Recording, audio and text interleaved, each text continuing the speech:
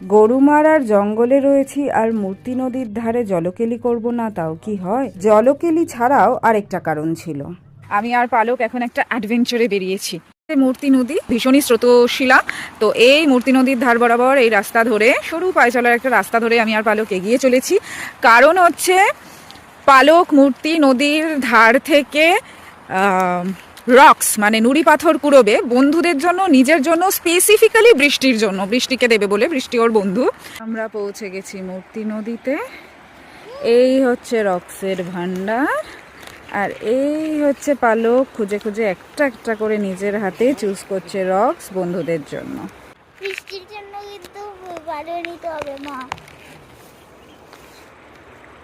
নিয়ে এসেছেন পালকের কাছে খাবারের খোঁজে।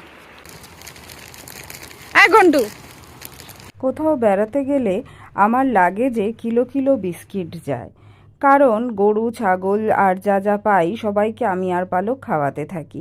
মূর্তি নদীতে জলকেলি আর এডিট করার সময় এই কেরদানি করার লোভটা সামলাতে পারলাম না। নুড়ি কুড়োনো হয়ে গেছে। পালকের মনোগত ইচ্ছে ছিল 2-4টে বোল্ডারও নিয়ে আসার, কিন্তু ওজনের জন্য এবারের মতো সে ক্ষমা দিল। এই থুরথুরে ঠান্ডা আর হুড়হুড়ে জলের মধ্যে পালকের সঙ্গে জলকেলি করে একেবারে ভিজে আমি উঠে এলাম।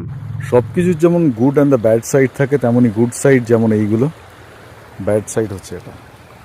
আপনি এখানে খেলেন, তারপর এটা এখানেই ফেলে গেলেন। এটা আস্তে আস্তে জলের তোড়ে ভাঙবে, কারোর পা কাটবে।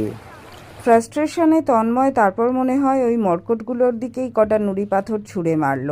বাবার দেখা দেখি পালকও কটা চেষ্টা করলো, কিন্তু পালকের সব চেষ্টাই জলে গেল।